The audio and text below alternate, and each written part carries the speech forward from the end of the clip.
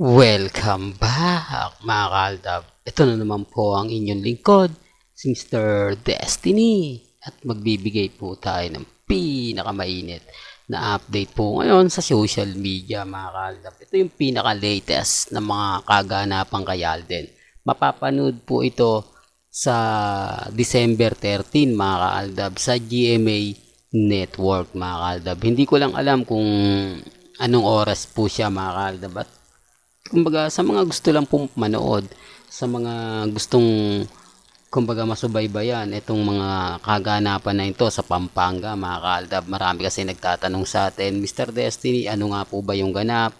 Para saan nga po ba yan? Meron po yan, mapapanood nyo sa December 13. Kung ano man po yun, yun po ay Christmas presentation, parang ganon. Di po ba? Sabi ko nga po sa inyo, dito po sa channel ni Mr. Destiny, 101% updated po kayo. Huwag po kayong basta-basta maniniwala sa mga sinasabi at pahayag po ng ilang social media. Ako, bago ako pumunta rito o bago ako mag-update, talaga naman pong kumbaga 101% tinitignan natin kung ano nga po ba yung ganap, kung ano nga po ba yung latest. Lahat po ito pumapor lang sa GMA. Wag po kayong magtaka kung bakit po mas priority ito ni Alden Richards kesa nga po sumama kina Miles at kay Sharon Cuneta. Kumbaga Mother Network pa rin po talaga yung masusunod. Tama rin po yung mga sinasabi ng iba na si Alden sobrang busy. Kaya nga po malabo na yung teleserye na sinasabi po nila. Marami kasi nagre-react na magkakaroon nga po raw ng teleserye si Alden sa o pagkatapos ng pulang araw. Ito po ay nakasetup na. Tapos na nga po yun at gagawin pa lang yung iba. Kaya nga po relax lang po kayo, maging kampante lang. Pagkatapos po ng pulang araw, hindi na po siguro gagawa pa ng teleserye si Alden Richards. Yan ay base po sa mga nakukuha nating impormasyon. Sabi ko nga po sa inyo, kung gusto nyo lang naman po ng latest, kung gusto nyo lang naman po ng trending at pinag-uusapan, pupunta lang po kayo sa channel ni Mr. Destiny. Di po ba? At dito naman po sa channel ni Mr. Destiny, 101% updated po tayo. Bago tayo pumunta kay Mengay mga kaaldab, kung bago ka lang sa channel na to, at isa kang true-blooded Aldab Nation na nagmamahal po kila Mengay at Isoy, tama po ang channel na pinuntahan mo, kaya consider na po kitang bagong subscriber. At huwag mong kalimutang i-share ang mga video po natin sa mga mami, sa mga titas, at sa mga senyor. Remind ko lang po sa mga ina-update ko, wala po tayong pilitan mga kaaldab.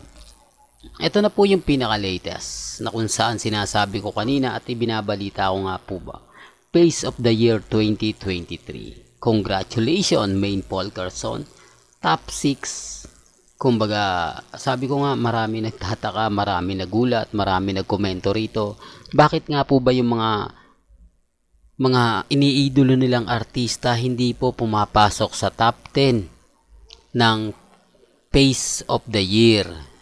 Ito yung lagi kong pinapaliwanag na piling-pili naman po talaga to. Hindi naman porket napakaganda mo kukunin ka na. Hindi yung porket mahusay at talagang sobrang ganda mo talagang hindi po ba. Sinasabi ko lang po ito para lang po sa kaalaman ng lahat, lalo na po sa dumadaan sa channel natin. Remind ko lang po mga kaaldab sa mga dumadaan at sa mga bumibisita po sa channel natin. May kanya-kanya tayong opinyon, may kanya-kanya tayong pananaw. Yung mga taong galit na galit sa channel natin, yung mga taong bumibisita sa channel natin, depende pa rin po yan kung ano po yung magiging komento po ninyo. Depende po yan kung ano po yung magiging senaryo po ninyo. Di po ba ang importante lang naman po dito kung ano lang po yung latest, kung ano lang po yung trending, doon lang po tayo. Huwag po kayong basta-basta maniniwala sa mga pahayag at komento po sa Instagram, sa Twitter at sa Facebook. Lagi ko naman pong paulit-ulit na sinasabi po yung mga bagay-bagay na mapapaisip po kayo. Di po ba? Kaya nga po ito, sabi ko nga, dito po sa channel ni Mr. Destiny, kung ano lang po yung latest, kung ano lang po yung trending, doon lang po kayo. Huwag po kayong maniniwala at magpapa-apekto sa mga sinasabi ko o sinasabi ng iba Lalo na po about kila Mengay at kay Alden. Ako 101% updated po tayo. Sabihin man po nila o hindi, relax lang po kayo. Di po ba? Dito naman po sa channel ni Mr. Destiny, kung ano lang naman po yung latest, kung ano lang naman po yung trending, doon lang naman po tayo. Di po ba? Wag po kayong basta-basta maniniwala sa mga pahayag at sa mga komento. Di po ba? Tapos sasabihin, ako Mr. Destiny, fake news ka na naman. Lahat ng balita mo hindi totoo. Lahat ng balita mo hindi kaaya-aya. Okay lang naman po yun. Sabi ko nga po sa inyo, ako naman po 101%. Hindi po ba updated tayo. Hindi nila po pwedeng sabihin na kumbaga hindi ito trending, hindi ito pinag-uusapan, hindi ito o baliwala pa rin po ito. Huwag po kayong padadala. Sila nga po talaga kasi walang update. Kaya nga po galit na galit sila kapag tayo nagbibigay ng update kay Alden. Di po ba kita nyo naman po lahat ng mga kaganapan sapul na sapul natin. Po ba lalo na nga po talagang same na same lang po sila ni Mama Ten. Di po ba talagang kung nasaan talaga si Alden, naandun si Mama Ten. Kaya nga po yung mga picture ni Mama Ten sa bahay po mismo nila Maine Polkerson sa Bulacan. Kaya nga po nakapagtataka, nakakapagduda. Di po ba anong ginagawa ni Mama Ten at ni Dean sa garahe ng pamilya Polkerson? Doon pa lang mapapaisip na po kayo, anong ginagawa ni Mama Ten sa sasakyan nila Maine Polkerson at kasama po sina Tatay Dab at Nanay Dab. Doon pa lang may mali na eh. Di po ba wala namang silang commercial, wala naman po silang masasabi natin na teleserye, pelikula. Pero gaya po ng sinabi ko, magiging bitter lang po talaga ako. Kumbaga kapag ako nagbibigay ng update, nagbibigay ng mga kaganapan, bitter lang po talaga ako pagdating sa kanila. Pero yung tanong, nasaan po yung update nila? Kung naandito po sa Pilipinas si Congressman Arjo at wala sa Singapore, hindi naman po ako namimilit. Hindi po ba? Kasi sabi ko nga po sa inyo, ang tatamaan naman dito, walang iba kundi si Ibiang eh. Hindi po ba kasi siya lang naman po ang mahilig mag-post sa mga mall tour o sa mga tour niya sa ibang bansa. Hindi po ba? Siya po talaga yung pinakamasipag. Kung titignan niyo yung Instagram niya, Twitter, Facebook, talagang updated na updated siya.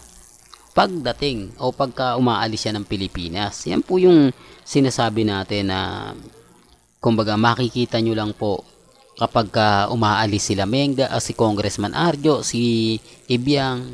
Kaya nga po kapansin-pansin ninyo na walang update.